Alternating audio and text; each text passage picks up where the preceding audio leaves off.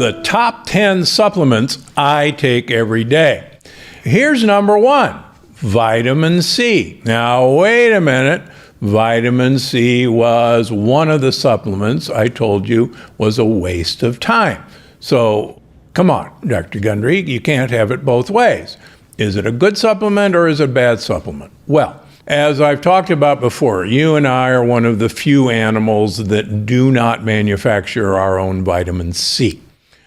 We have 5 genes that make enzymes that convert glucose into vitamin C. We, unfortunately, the 5th gene is called a ghost gene in us, so you do not have the end enzyme that completes making vitamin C. That's okay, you're in good company. Guinea pigs also don't have it, and most great apes don't have it. We think that that gene was silenced because we grew up in the jungle where there was plenty of vitamin C, and we didn't need to waste energy, glucose, to make vitamin C since it was readily available in our food. Here's the bad news. There's work in rats where we genetically engineer rats to carry the human genes and a ghost gene for vitamin C. Those rats live only half as long as normal rats. In other words, because they don't make vitamin C. If you give those rats vitamin C in their drinking water, then they will live just as long as a normal rat, proving that a continuous supply of vitamin C is what makes the difference. So, the problem with vitamin C, swallowing vitamin C, is that vitamin C is a water-soluble vitamin, and quite frankly, it's gone within 3 or 4 hours after you swallow it, and then you're essentially left with nothing. And that's why just swallowing a vitamin C a day really isn't going to do much for you at all. On the other hand, you want a continuous supply of vitamin C, and so you want to take time to release vitamin C. And there's several on the market. I personally take 1,000 milligrams twice a day of time to release vitamin C, and it's really one of the cornerstones of vitamin that you should take. The famous Nobel Prize laureate Dr. Linus Pauling, the vitamin C doctor, who believed that vitamin C was essential for just about everything, including treating the common cold, unfortunately didn't know that we could not absorb enough vitamin C in mega doses to do what he wanted to do. But his point is well taken, that vitamin C is really essential for heart health, for your overall health, but it's got to be in a continuous form. That being said, if that's inconvenient, you can get vitamin C tablets and swallow one 4 times a day. That'll work. It's a bit inconvenient, but that'll work. There are some chewable tablets of vitamin C, but quite honestly, you got to be a very intelligent consumer because a lot of them either have a lot of sugar or a lot of artificial sweeteners. So read the label carefully. It's easier to just buy vitamin C tablets and take it with a sip of water 4 times a day, and that'll do the trick. Number 2, magnesium. Magnesium is one of 2 really essential vitamins for your heart health, for your gut health, for your brain health, for your mood. Magnesium and potassium basically control the movement, stability of cell membranes, particularly muscle cell membranes, including your heart and including your gut. And so the right balance of magnesium is really critical. Milk of magnesia is concentrated magnesium, and anyone who's used milk of magnesia knows that it really makes your bowels move. I became interested in magnesium as a heart surgeon when we realized that most of our patients were profoundly deficient in magnesium, even though their magnesium levels on a blood test were normal.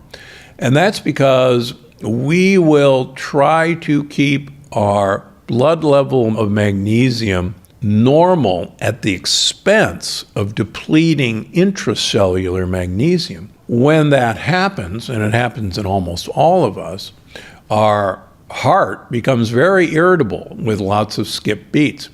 And we had to give people 2 grams of magnesium sulfate IV every 6 hours for 48 hours after heart surgery to get their body intracellular magnesium back up to normal.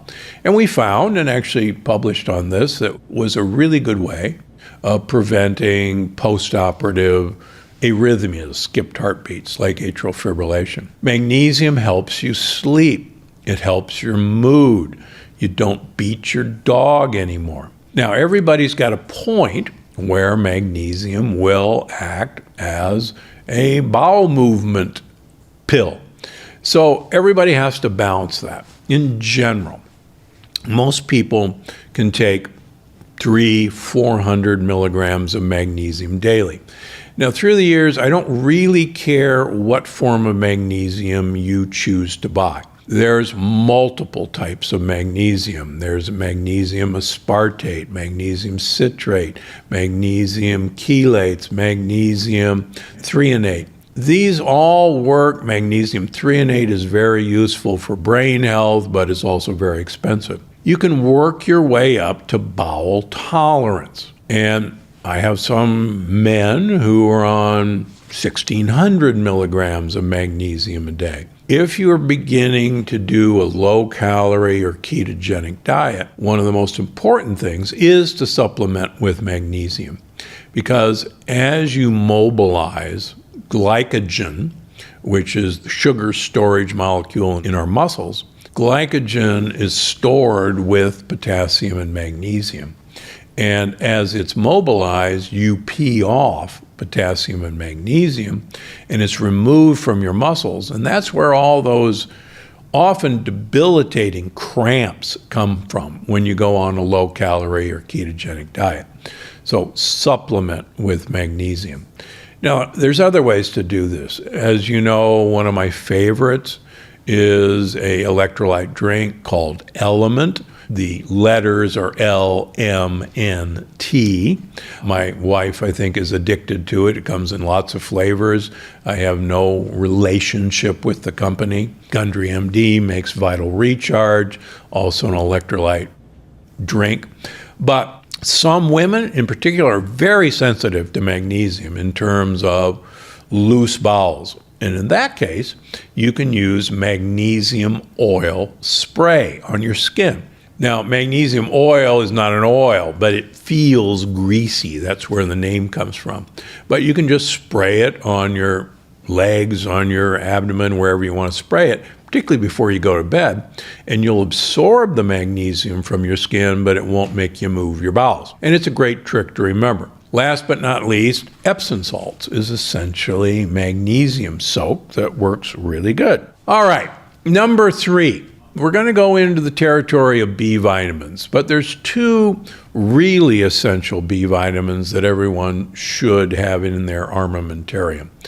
The first is methylfolate. Now, methylfolate is not the same as folic acid. Methylfolate is the active form of folic acid. Why is that important? About 50% of us carry one or more mutations of the MTHFR genes. And we laughingly in my office call them the mother effer genes, because if you actually say MTHFR out loud, we would bleep you from network television. Because most of us have one or more of those mutations, we don't have the enzymes to connect a methyl group to folic acid to turn it into its active form. Similarly, B12 needs to be in its active form, which is methyl B12 or methylcobalamin, to work.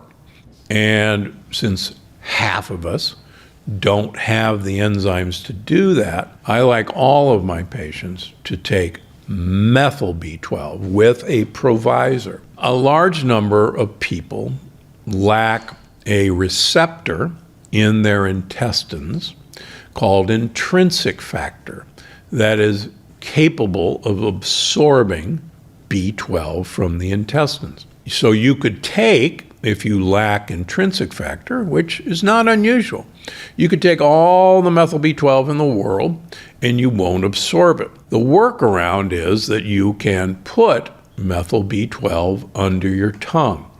And there are multiple sublingual methyl B12s available on the market. But the key is you gotta put them under your tongue. Now, some of these come in chewable tablets, but don't just chew it.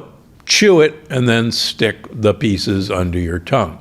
My most famous patient years ago who had a methyl B12 deficiency, which we can pick up with an elevated homocysteine level on a blood test. We put him on methyl B12, and when he came back, his methyl B12 levels were still quite low, and his homocysteine level was still quite high.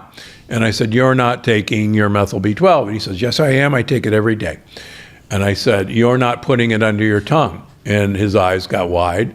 He said, "Well, no, it's so sweet. I sweeten my coffee with it." And I said, "Well, you can see that that's not working." So he put it under his tongue and we solved the problem. So I don't say this just for being silly.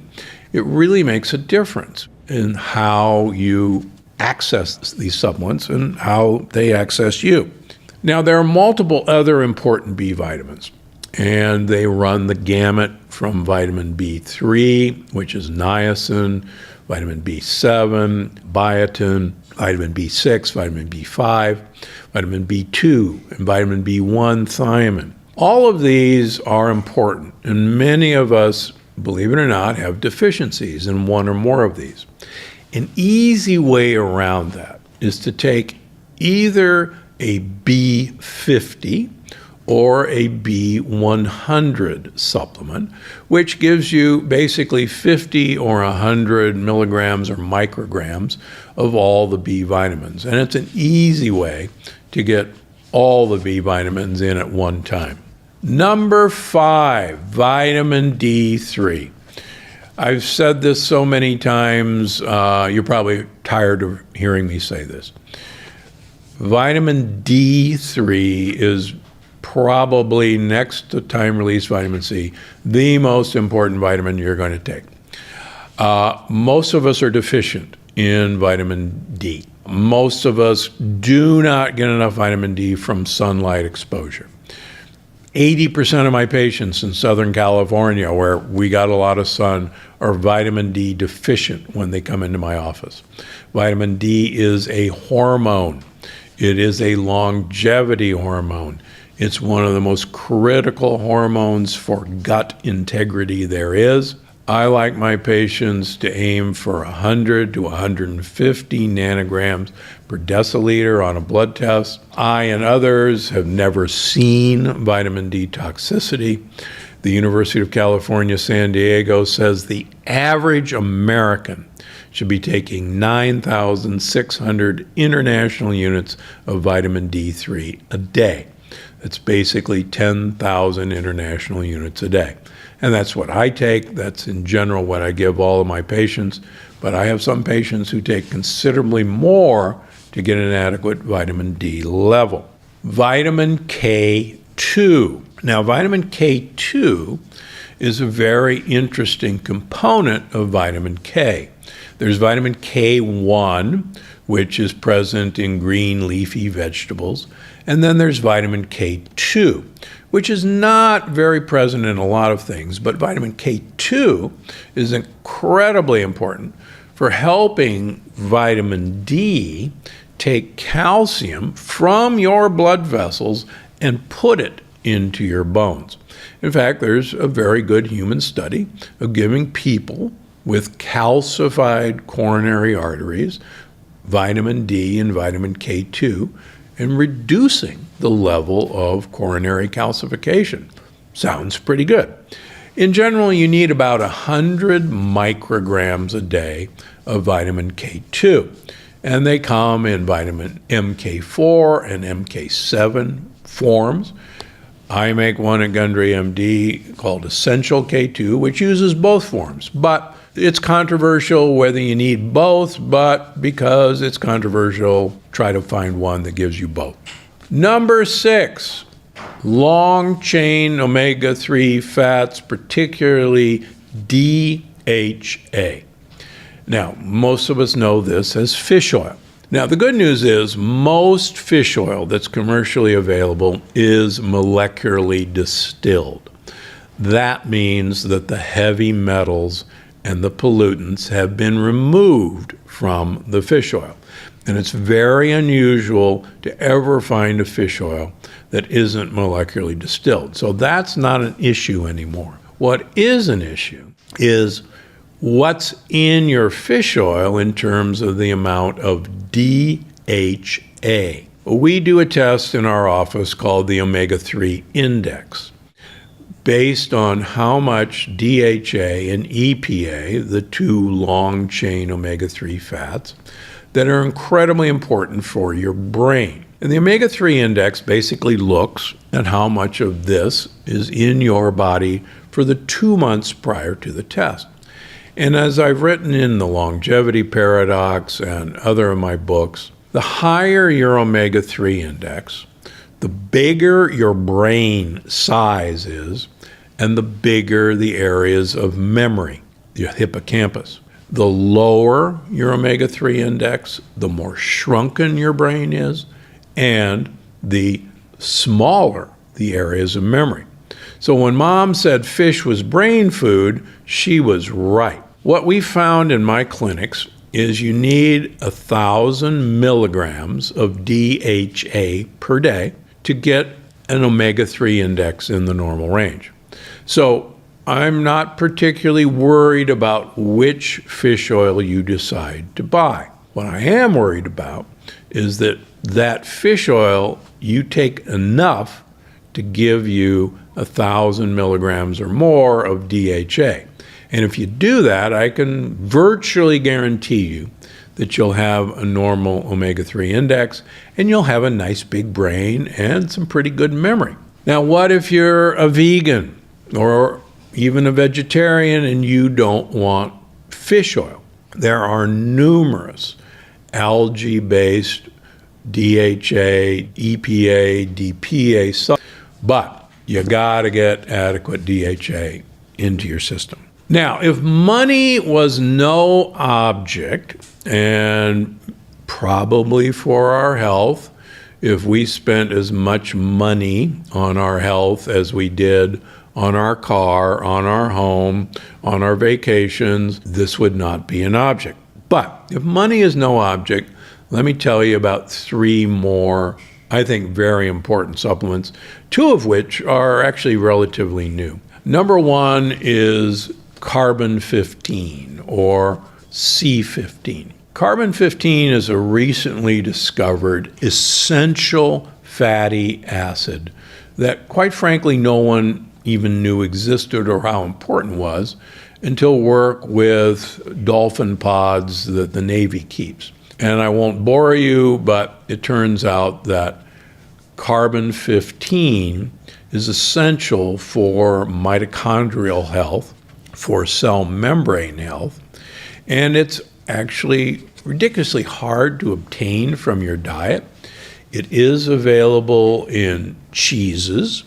It is available in only certain species of fish, like red mullet, but it's also easily obtained as a supplement. Relatively new postbiotic is urolithin A. I am so impressed with urolithin A that I've had the chief science officer of Timeline Nutrition, on my podcast. Urolithin A is one of the best products that I have found that keeps your mitochondria in tip-top shape. There are human studies showing that supplementation with urolithin A increases muscle mass in humans up to 20%. Pretty impressive. And if you go, well, I've heard about this, it's in pomegranates and walnuts and raspberries. Well, no, it isn't. The precursor of urolithin A is ellagic acid, which is present in these compounds. But unfortunately, only about 14 to 20% of us have the correct types of bacteria that can convert these compounds into urolithin A. And as you'll learn in Gut Check, my new book, 50 to 70% of super old people, super centenarians, actually have the right bacteria to make urolithin A. So if you're looking for the fountain of youth, you might have just found it in urolithin A. Is it a bit pricey? Yes, it is. But do I think it's worth it? Yes, I do. Now, a third group that has gotten a lot of attention recently are various compounds based on vitamin B3, B as in boy, and they range from plain old niacin, nicotinic acid, niacinamide, which is the milder form of niacin, and then the new darlings of the longevity community, nicotinamide riboside, or NR, or nicotinamide mononucleotide, with MNN. And all of these compounds have been shown to improve NAD plus levels. And I won't bore you with why NAD plus levels are important. Please read my book, The Energy Paradox, or Unlocking the Keto Code. But all three of these compounds have been shown in humans to dramatically improve levels of NAD plus. And if you want to live a long time, that's a really good idea. Niacinamide is cheap. The other two are quite expensive. Is there a benefit of one over the other? That's perhaps to be determined in future studies. But if money is an object, just get yourself some niacinamide. Berberine, does it really help with weight loss? Well, you probably heard the news that two of the major weight loss companies, Weight Watchers and Noom, have decided to market those miracle weight loss prescription drugs as part of their program. Wow, that's big news.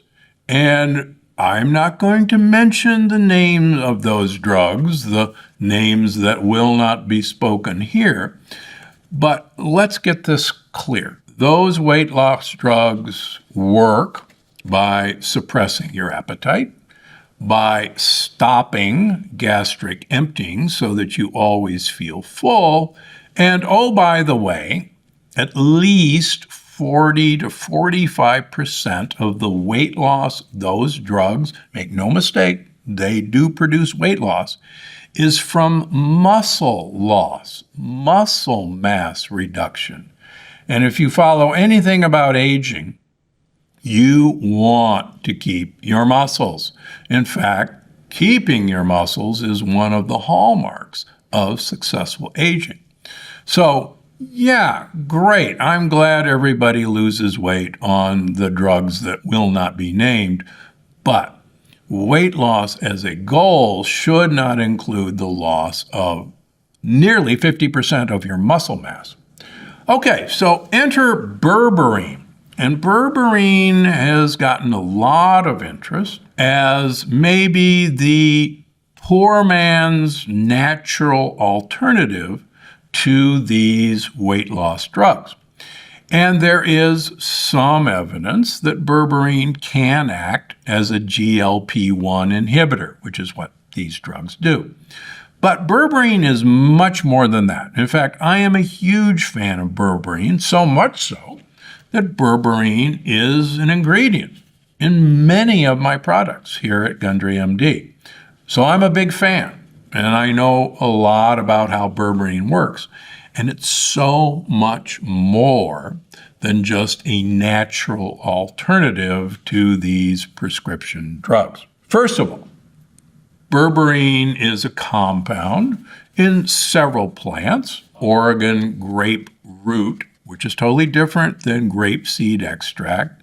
It's present in barberry. It's present in several compounds. It is a polyphenol, son of a gun. And berberine is actually one of the most potent mitochondrial uncouplers that's ever been discovered.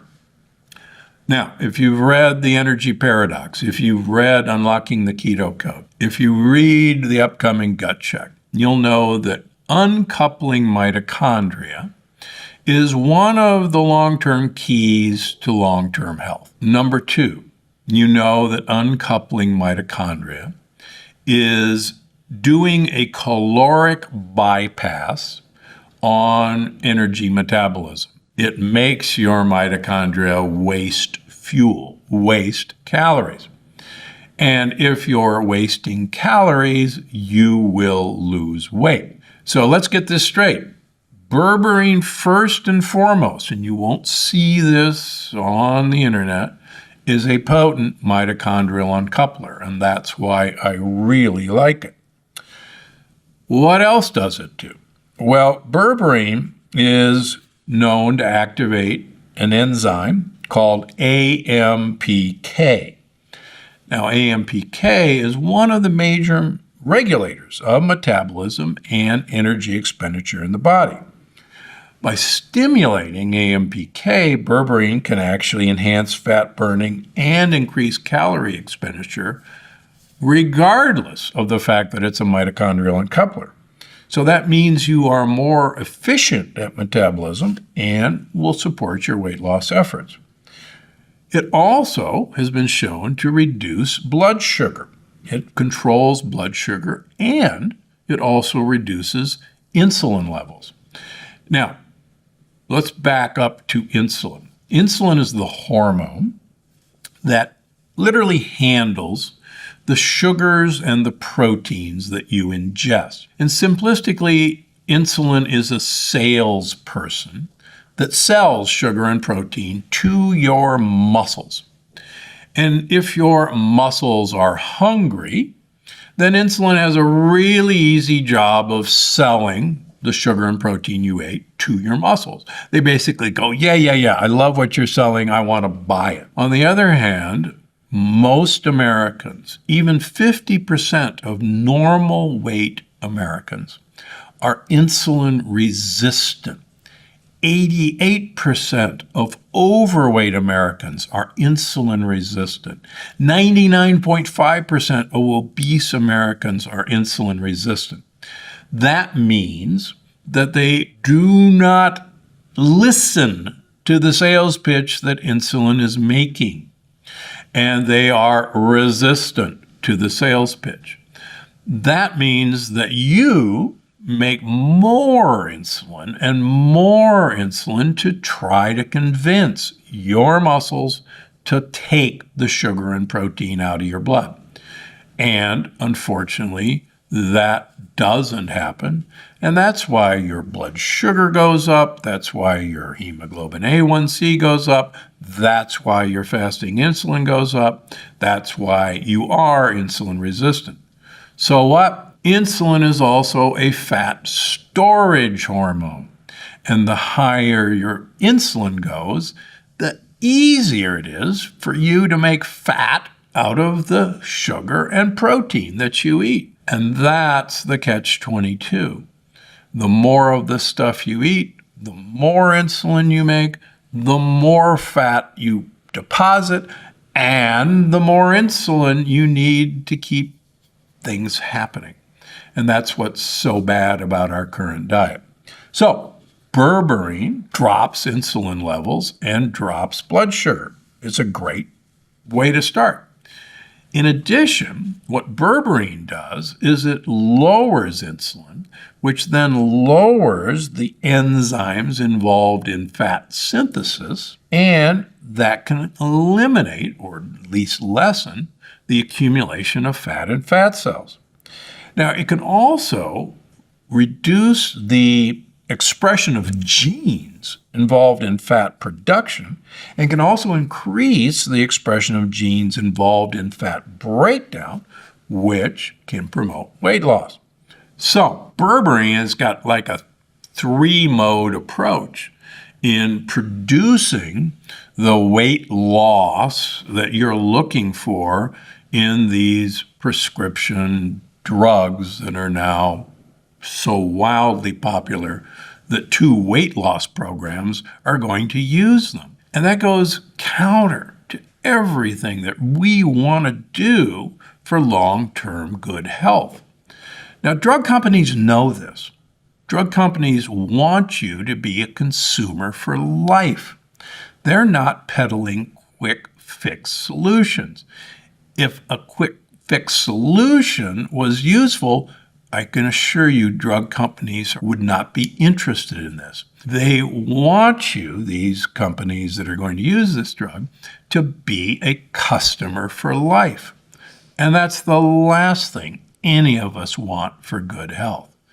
We want good health for life without the aid of pharmaceuticals.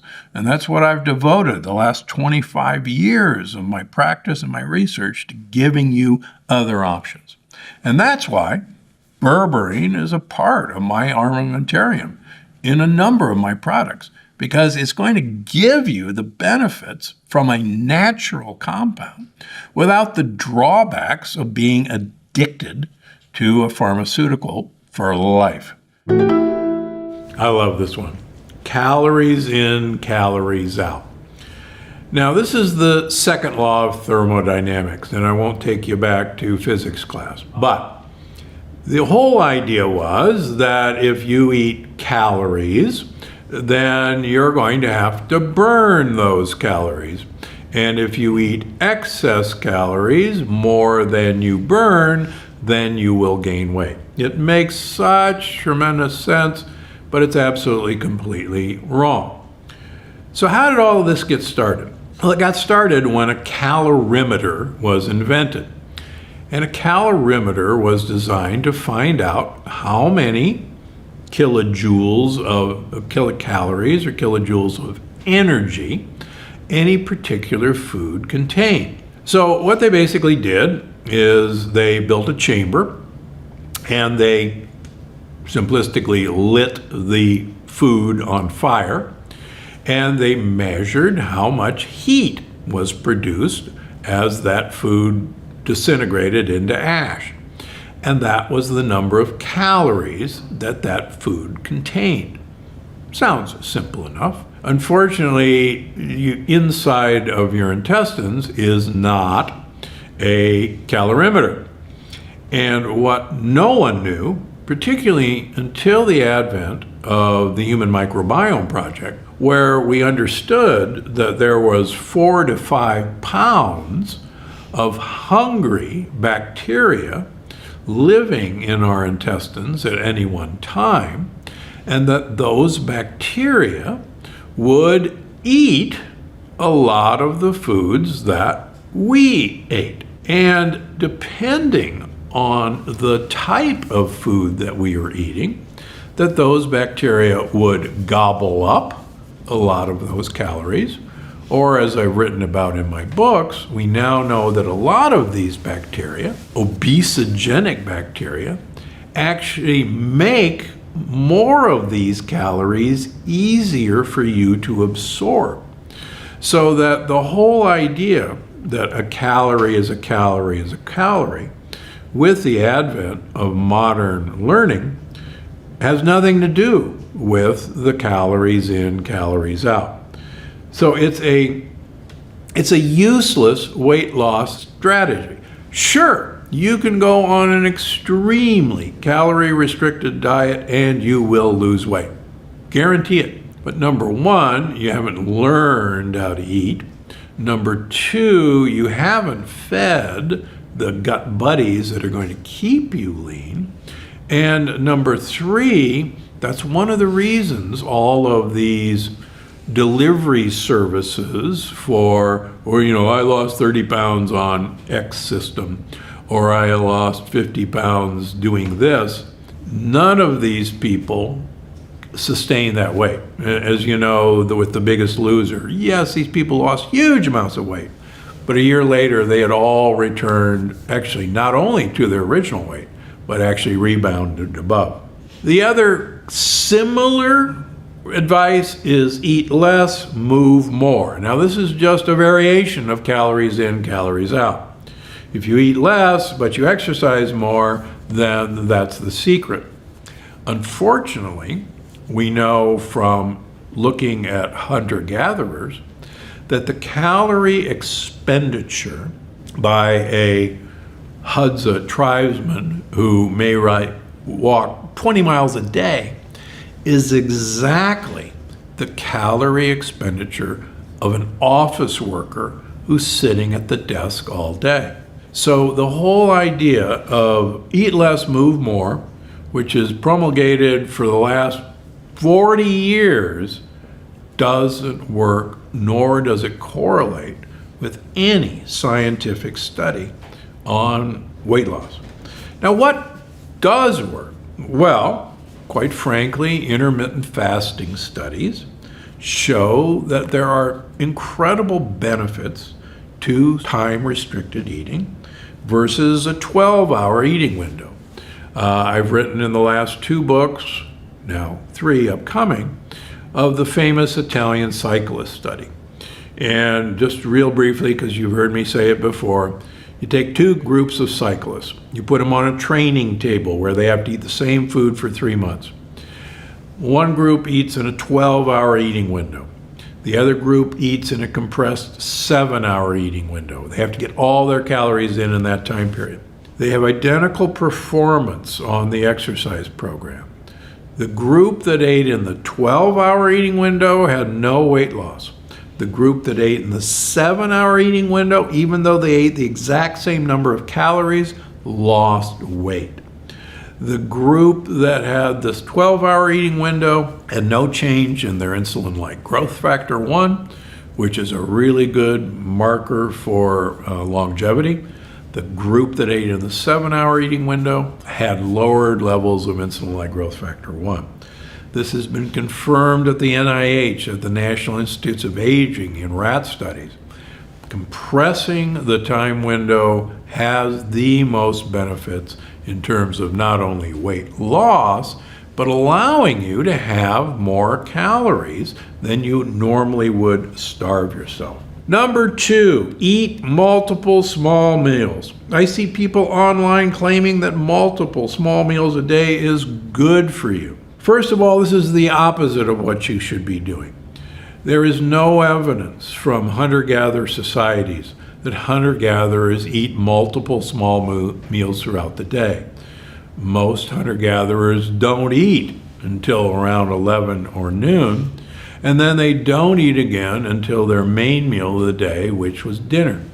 And that's when they brought everything they gathered or caught back to camp and cooked it or ate it. So there's no evidence that hunter-gatherers are out having a granola bar while they're out gathering food, or a fruit smoothie. These foods did not exist, and there's no evidence that we were designed to work that way.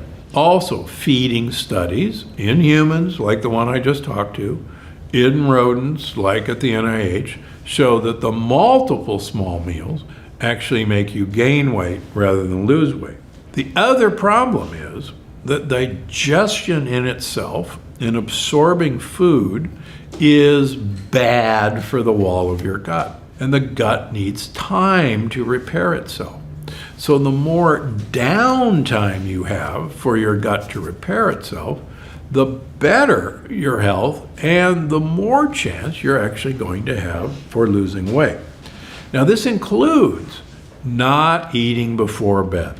The more I can get you to stay at least 3 hours away from your last meal before you go to bed, the better your deep sleep, the better your sleep, the better your brain is washed. The brain has a brain washing cycle. And I know you can't always do that, but the more you shorten your last meal of the day, try to eat at 5, try to eat at 6, 7 at the maximum, and then you'll have plenty of time to clean your brain out. All right, number 3, eat more protein, eat less fat. There was a period of time where this was profoundly popular. The second Atkins diet was a high protein, not as much fat diet.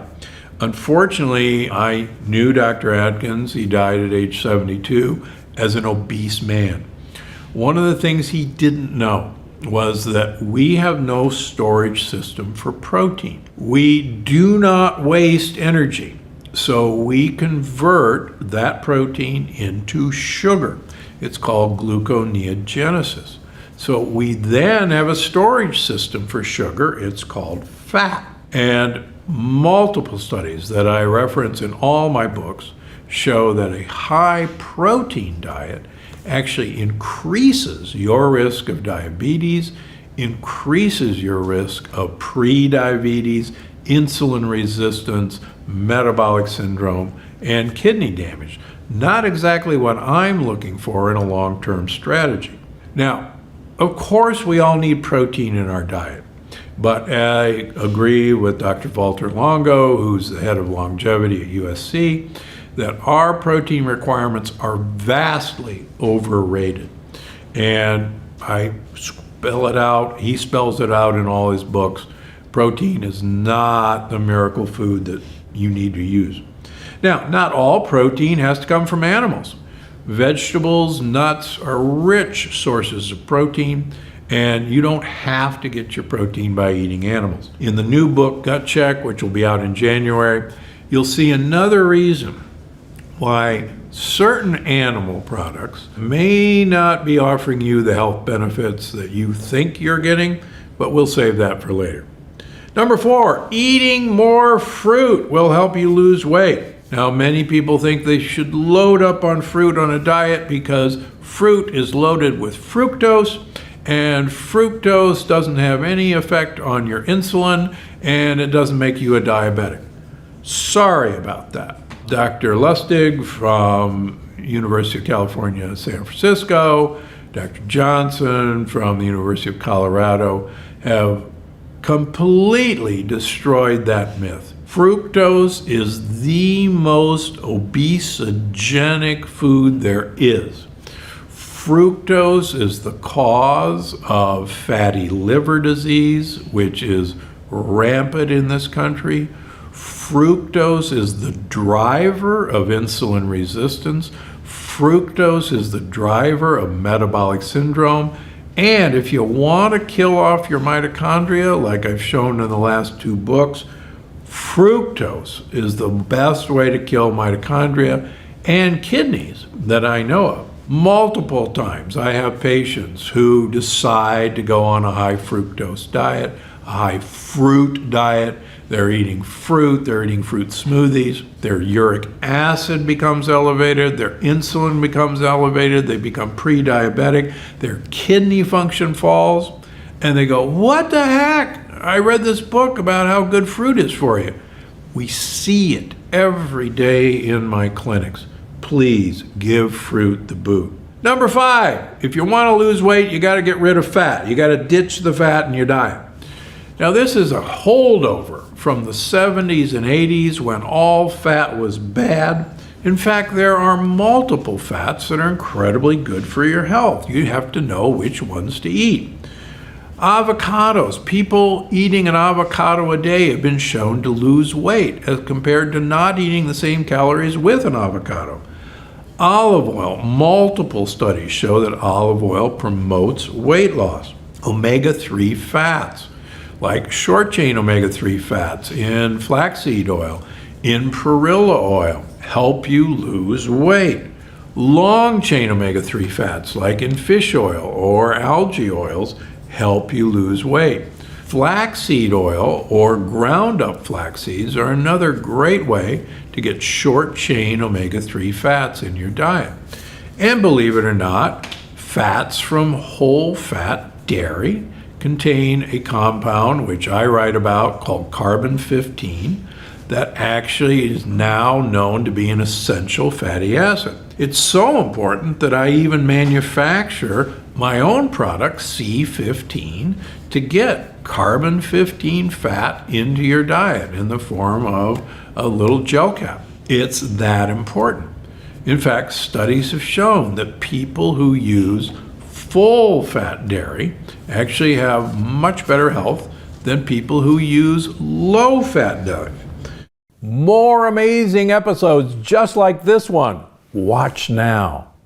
And without mitochondria functioning right, you're either dead or all of the things that we think is just a process of getting old, like our energy levels slowing down, our thinking slowing down, can all be traced back to your mitochondria and how well they function.